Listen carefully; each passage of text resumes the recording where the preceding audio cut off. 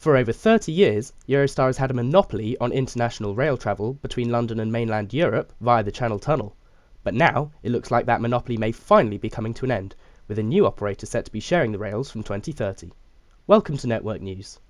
For more than a year now, discussions have been ongoing into the possibility of a new operator to run high-speed services through the Channel Tunnel and along HS1 into London, with competing bids submitted by Evelyn Mobility, Gemini Trains, Trenitalia France and Virgin Trains. All have submitted ambitious proposals, but there's only enough space for one to be accepted.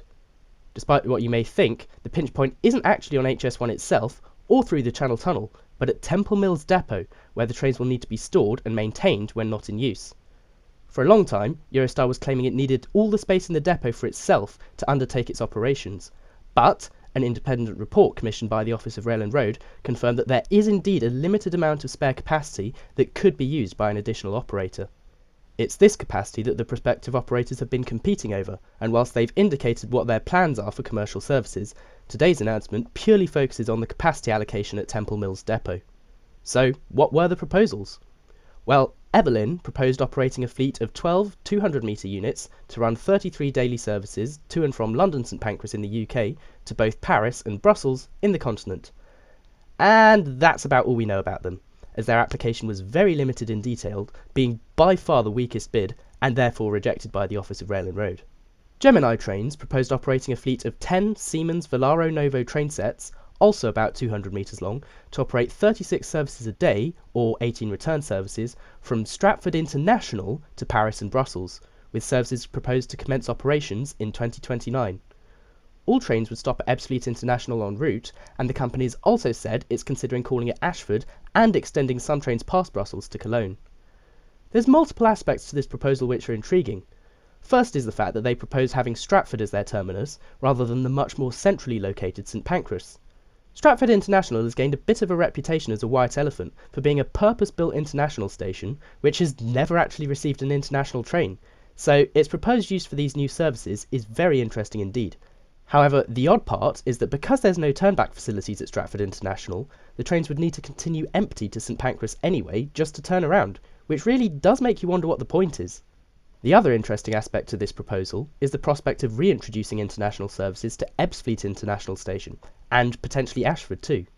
Since 2020, Eurostar has stopped serving the two international stations in Kent, prompting campaigns from local residents and businesses to have the services reintroduced, as many had built their livelihoods around the quick access they provided to the continent, so it would be good to see services stopping here again. And the final matter of intrigue regarding Gemini is their partnership with Uber.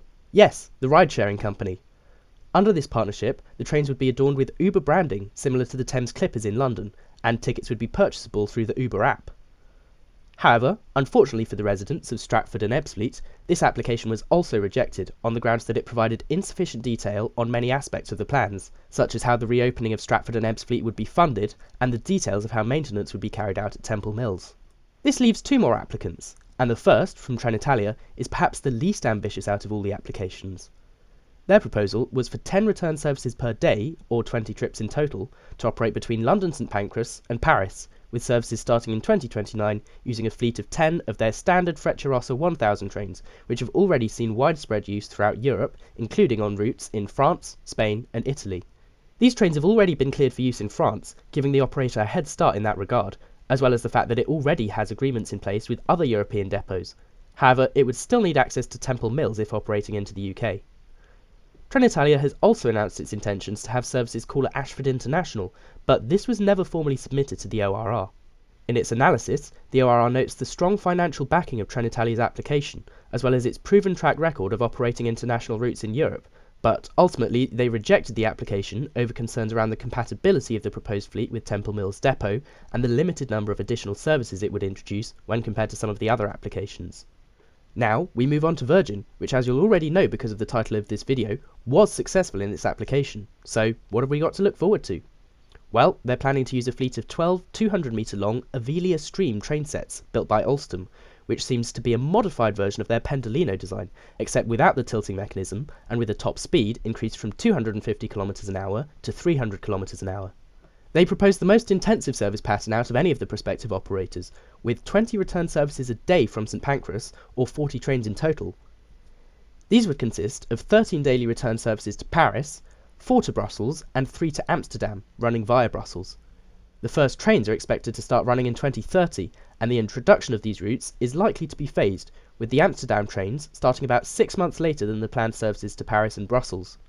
Virgin's bid is notable in this regard, as it's the only operator proposing to serve Amsterdam, and while 7 of Virgin's 12 trains will be stabled at Temple Mills depot each night, they also proposed that 3 would be stored in Paris, and the remaining 2 would each be stored at Brussels and Amsterdam.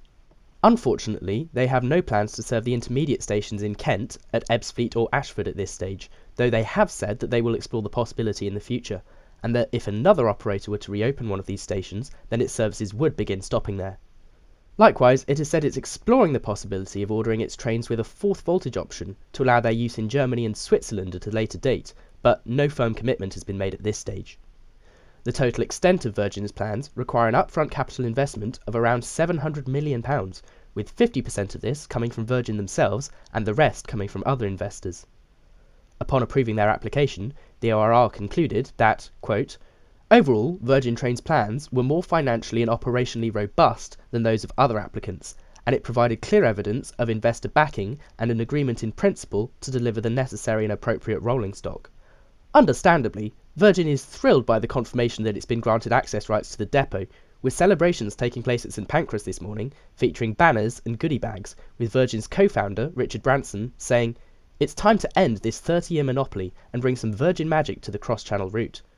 I've always believed competition drives innovation, and that's exactly what we will bring to the Channel Tunnel. This is what we do best.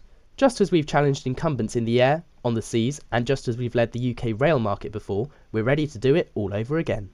Now, it's important to remember at this stage that Virgin has only been granted the rights to Temple Mills depot, so its next steps will be applying for the rights to actually run its trains along the lines it plans to serve, both in this country and in France, Belgium and the Netherlands. These are fairly likely to be granted, as the lines themselves aren't struggling for capacity.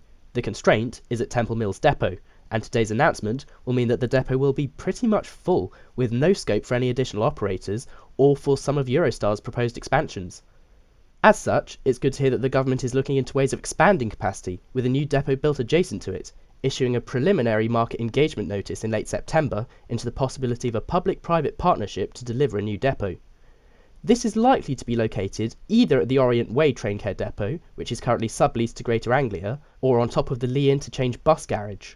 Whichever one is chosen, the DfT hopes it can be completed in the early 2030s, unlocking capacity for further expansion of either Eurostar, or by then Virgin's operations, or for a third operator to start running through the Channel Tunnel. All this is very exciting, but it does also present some potential setbacks. Anyone who's ever taken the Eurostar will know what a nightmare St Pancras can be, with the waiting areas beneath the platforms often getting very cramped and overcrowded. Running even more trains into the station isn't exactly going to help with this, which is why it's reassuring to know that London St Pancras High Speed, the company which owns HS1, also has a plan to increase capacity at the station from 1,800 passengers per hour to nearly 5,000 passengers per hour. The exact details of how it plans to do this are somewhat unclear, but one method is likely to be the conversion of the redundant arrivals area into more space for departures. Ultimately, their aim is to achieve 35 million passenger journeys per year by 2040, so clearly there's some ambitious plans ahead for international rail travel through the Channel Tunnel, but back to the here and now, it's good to see that Eurostar will finally have some competition on the line, and I for one can't wait to ride a Virgin train through the tunnel. But what are your thoughts on today's announcement? Are you glad that Virgin's emerged victorious, or would you rather have seen one of the other operators, perhaps one that actually plans to stop in Kent? Let me know in the comments. Of course, Virgin isn't the only Channel Tunnel operator that's been in the news lately, as Eurostar has also just announced that it'll be ordering some double-decker trains for use on the route, so if you want to know more, I'd recommend checking out this video that's on your screen now, and I'll of course be here to provide any major updates on this story going forward, so subscribe to Network News for more updates like this.